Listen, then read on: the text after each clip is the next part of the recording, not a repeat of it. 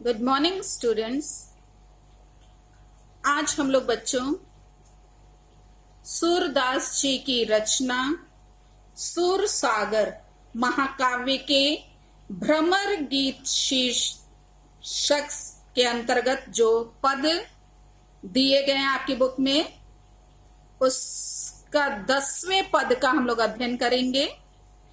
निसी दिन बसरत नैन हमारे, सदा रहती वर्षा ऋतु हम पर, जब तय श्याम सिधारे। बच्चों, इसमें जो गोपियां हैं वो श्री कृष्ण के वियोग में हैं।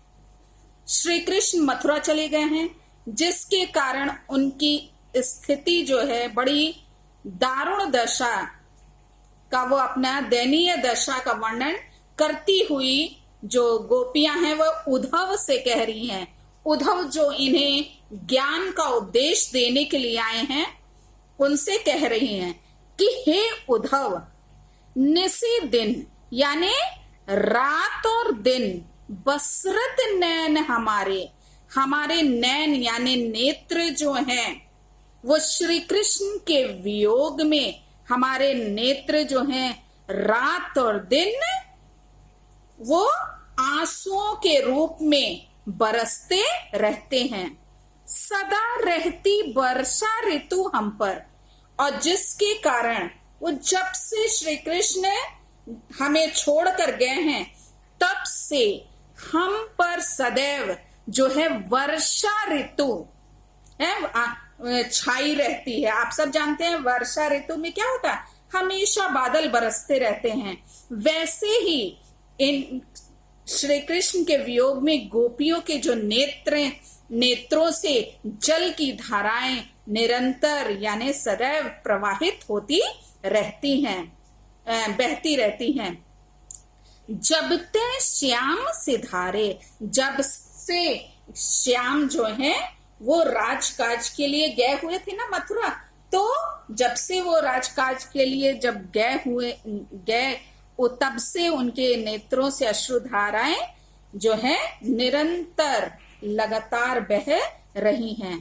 दृग अंजन न रहत निसी वासर, निसी यानी रात्रि और वासर मतलब दिन। दृग अंजन, दृग मतलब नेत्र, नेत्रों में काजल जो है वो भी नहीं रह पाता है। आंसुओं के बहने के कारण क्या है, उनके नेत्रों में जो उन्होंने काजल लगाया हुआ था वो रह नहीं पा रहा, और वो बह करके कर कपोल भय कारे, और उसको काजल के बहने के कारण उनके जो गाल हैं, कपोल मतलब गाल, गाल वो कैसे हो गए हैं, काले, कारे, कारे मतलब काले हो गए हैं। यहाँ पे ये बता रही हैं। कंचुकी पट सूखत नहीं कबहू, कंचुकी पट यानी उनकी जो चोली है जो उन्होंने धारण की हुई है वो अश्रु धारा के प्रवाह बहने के कारण जो है वो सूख नहीं रही है। यानी कि उनके नेत्रों से जो आंसू बह रहे हैं, वो जो धाराएं निरंतर लगातार बह रही, जिसके कारण उनकी जो चोली है वो सदैव गीली बनी रहती है।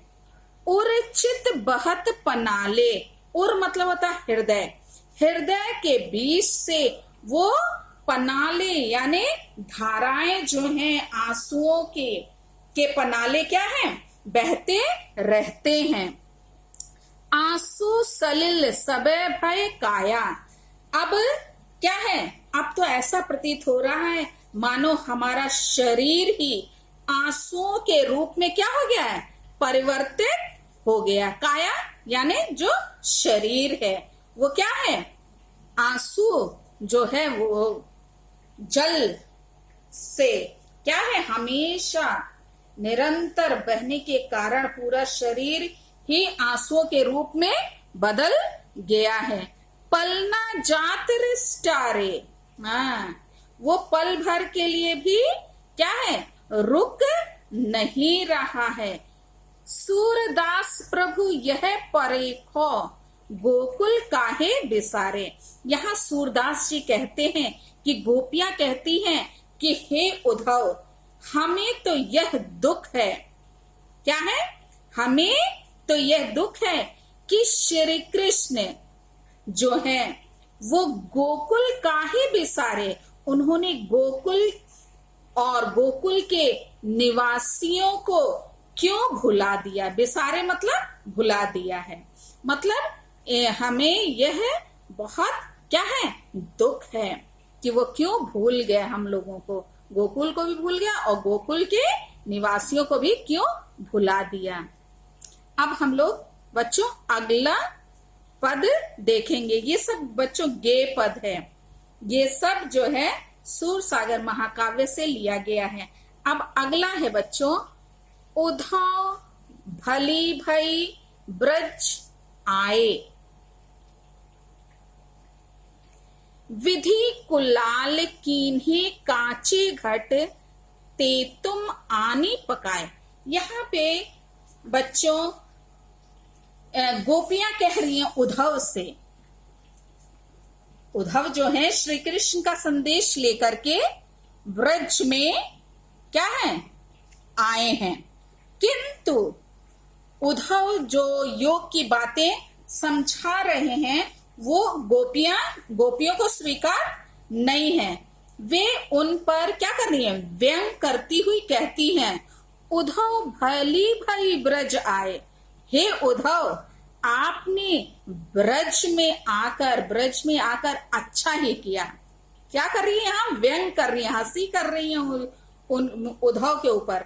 उद्धव के संदेश को मानने को बिल्कुल तैयार नहीं है। वो एकदम स्वीकार नहीं करती हैं। लेकिन फिर भी अभी क्या कह रही है कि अच्छा हुआ आकर, आपने अच्छा किया। विधि कुलाल कीन्हे कांचे घट। विधि यानी विधाता, विधाता रूपी कुलाल यानी कुम्हार ने कीन्हे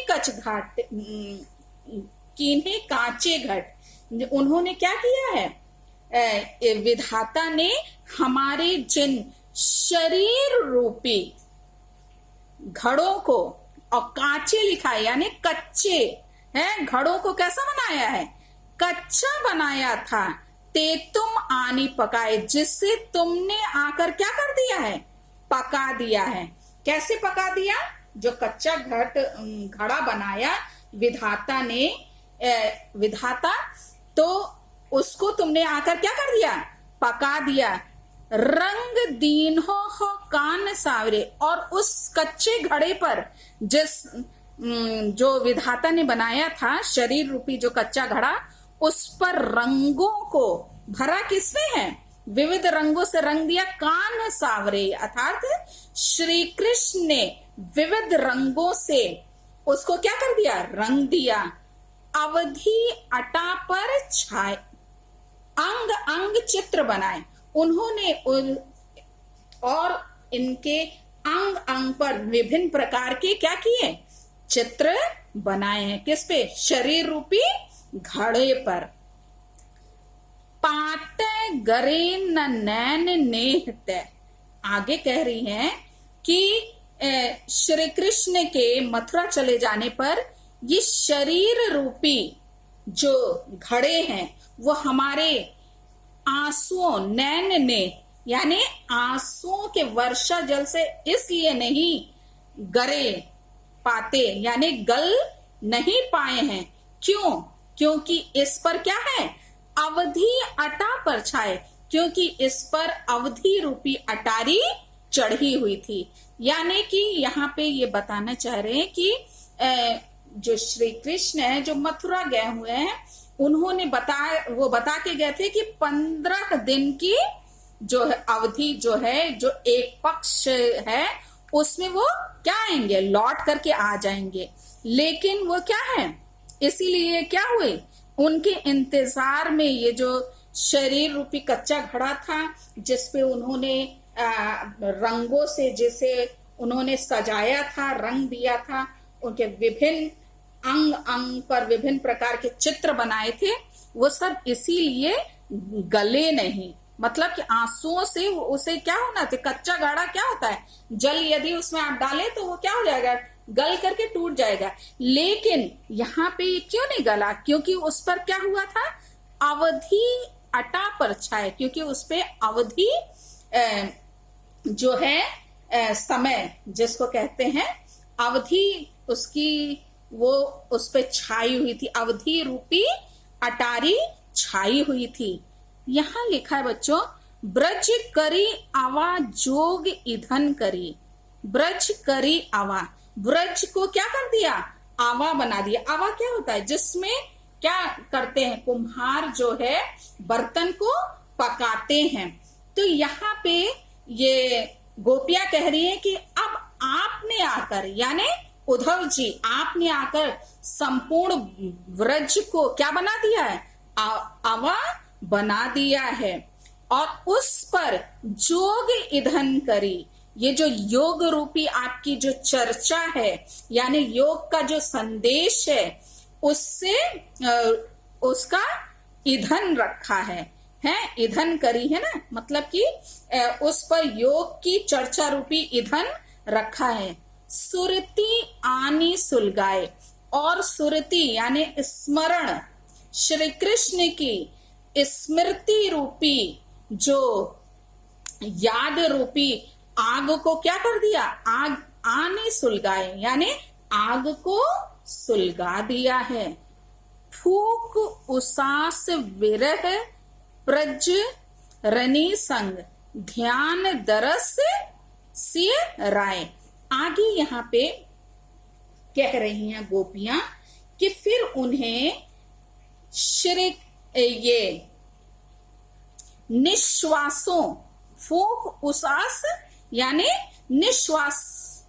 निश्वासों की वायु से, यानी जो सांस वो ले रही हैं उसकी वायु से विरह प्रजरनी संग, यानी विरह की लपटें उठी, और ध्यान दरस सियराए, और फिर जो ध्यान वो क्या किया है, फिर श्री कृष्ण के दर्शन का, ध्यान दरस यानी उनका ध्यान और उनके दर्शन से, सियराय मतलब उनके ध्यान और करने से, उनका स्मरण करने से क्या हो गया, वो उन्हें शीतलता प्राप्त हुई।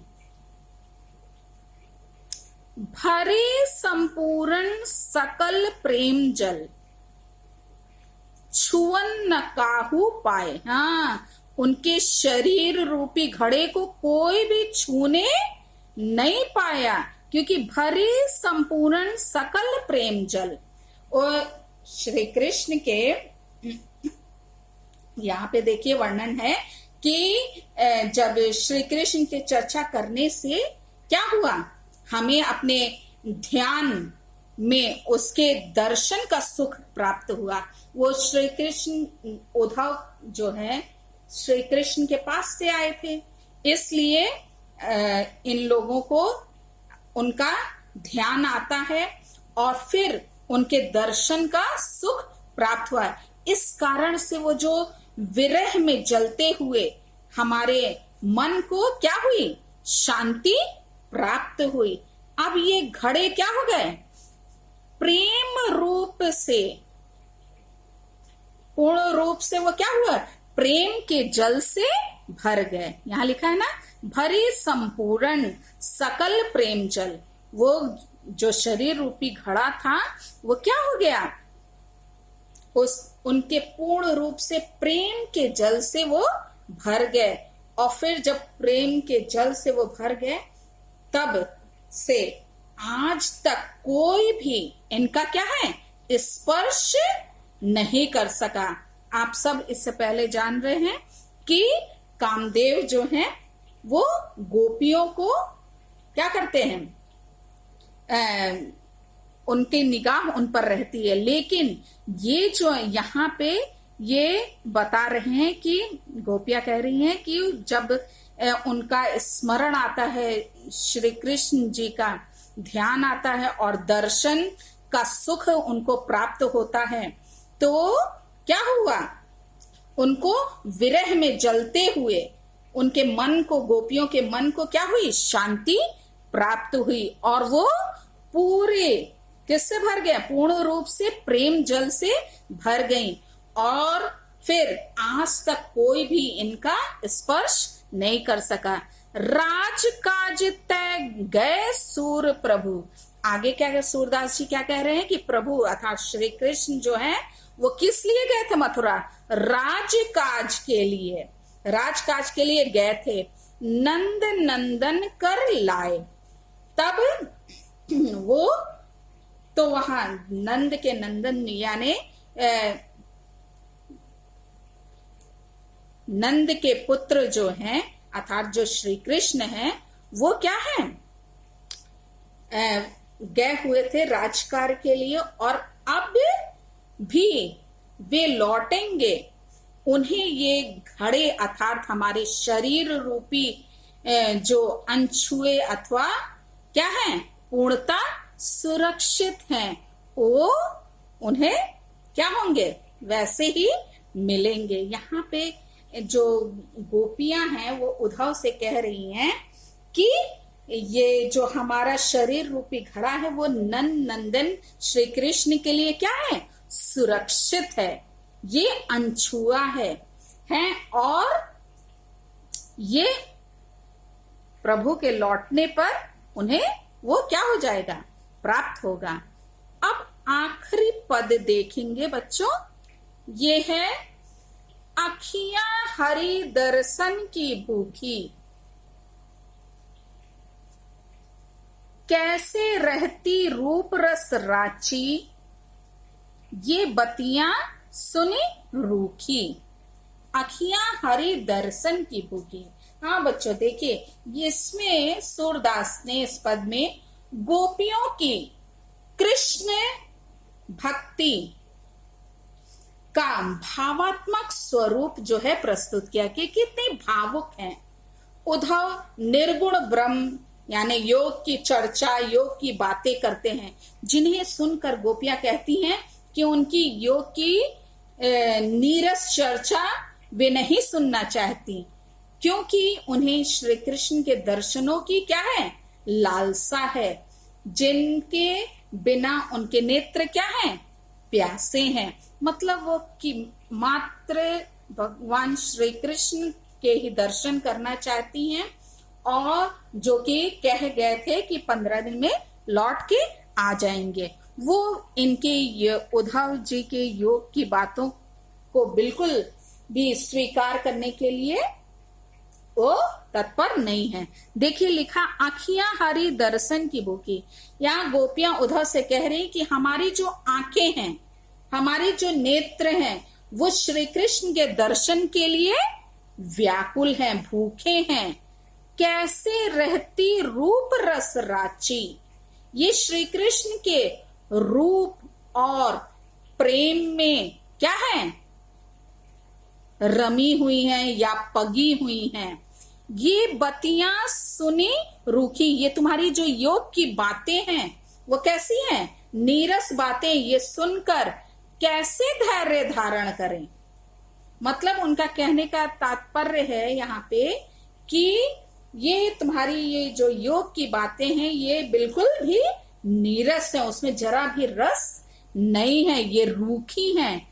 अवधि गनत एकटक मग जोवत तब इतना नहीं झूठी।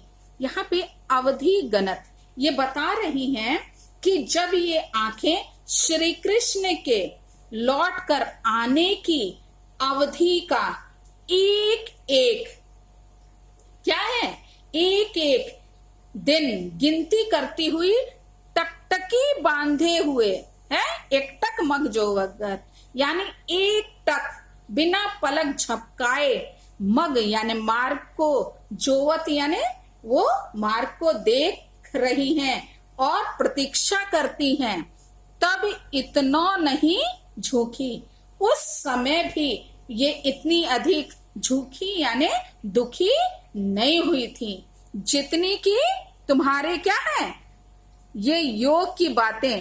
अब यह योग संदेशो सुनी सुनी अति अकुलानी दुखी। यहाँ पे बता रही है कि तुम्हारे इस योग के संदेश को सुन सुनकर ये क्या हो रही है, अत्यधिक अति अकुलानी, ये अत्यधिक व्याकुल हो रही हैं और दुखी हो उठी हैं। बारक वह मुख आनी दिखावहु, दुही पय पिवत पतूखी। पतूखी मतलब बच्चों होता है पत्ते का दोना, पतूखी मतलब पत्ते का दोना। यहाँ पे गोपियां कह रही हैं कि बारक वह मुख आनी दिखावो, ये कि श्री कृष्ण के उस मुख का एक बार बस क्या कर दो, दर्शन करा दो, जिस मुख से दुही पय, पय मतलब होता है दूध, ये जिस मुख से वो क्या करते थे, पिवत मतलब पीते थे, पतूखी यानी पत्ते के दोने से दूध को दुही, दुही मतलब दुह कर, पत्ते के दोने में दूध को दुह कर पीते थे, उस मुख के तुम बस एक बार क्या करा दो, दर्शन करा दो। सूर सुकत हठी नाव चलावत, ये सरिता है सूखी। आगे सूरदास जी कहते हैं कि गोपियां कहती हैं कि हे उद्धव, ये जो तुम्हारी योग की बातें हैं, जो योग का उपदेश तुम देकर तुम वैसा ही असंभव कार्य कर रहे हो, जैसे कोई क्या है, सुकत हटी नाव चलावत, ये सरिता है सूखी। जो सरिता यानी जो नदी जो है वो क्या है, पूर्ण रूप से सूखी हुई है।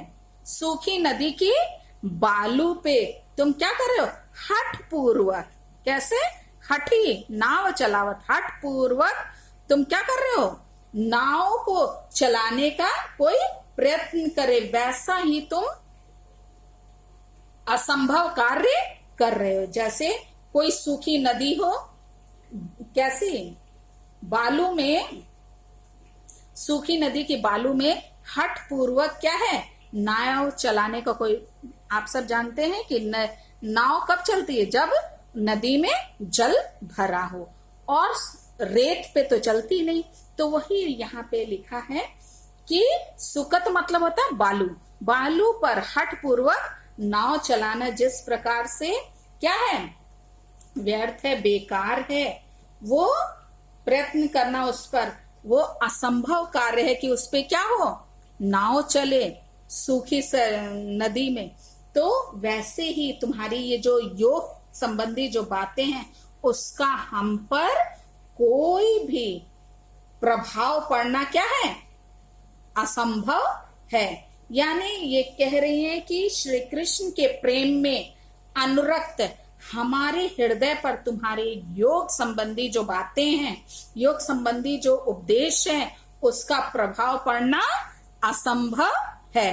किस प्रकार असंभव, जैसे कि सूखी रेत में नाव, हठ पूर्वक नाव को चलाने का प्रयत्न करना। ठीक है बच्चों, तो ये रहा इस पद की व्याख्या।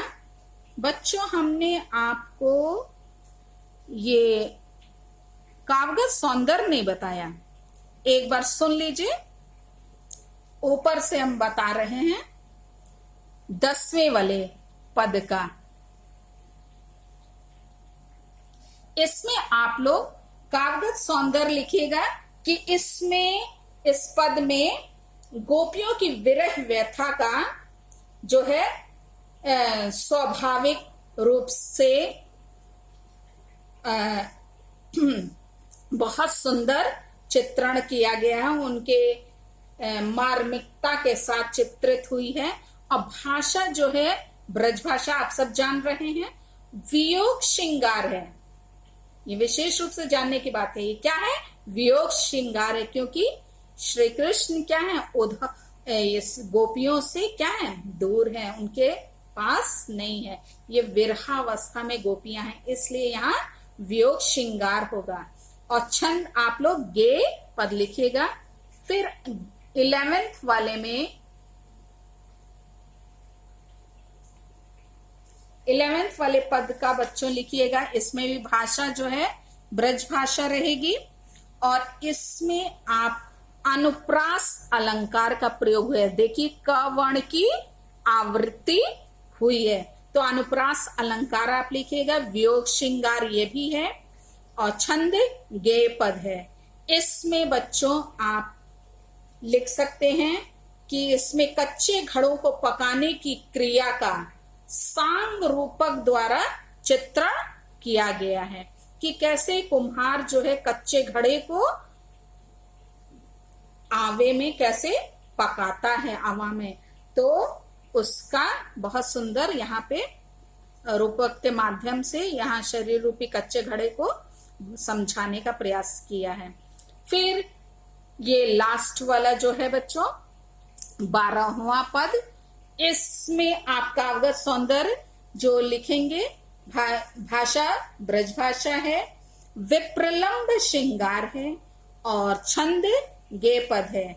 इसमें आप लिखिएगा कि गोपियां जो हैं श्री कृष्ण का प्रेम और रूप रस चाहती हैं, इसलिए वे योग के उपदेश को व्यर्थ मानती हैं। वो योग की बातों को बेकार मानती हैं, क्योंकि वो क्या है, श्री कृष्ण से अत्यधिक प्रेम करती हैं और उन्हीं के केवल प्रेम और रूप रस को वो चाहती हैं। ठीक है बच्चों, इस प्रकार से ये सूरदास के पद जो आपके पुस्तक में है ये हम लोग ने देख लिया। अब बच्चों आप सब इसको कम से कम 2 बार इस वीडियो को सुनिएगा और शब्द एक लाइन का जैसे हमने अर्थ बताया उसको ध्यान से सुन करके समझने का प्रयास कीजिएगा और अपनी रफ कॉपी में इसके अर्थ को लिख लीजिएगा, क्योंकि बच्चों आपके परीक्षा में इससे संबंधित प्रश्न पूछे जाएंगे। Thank you.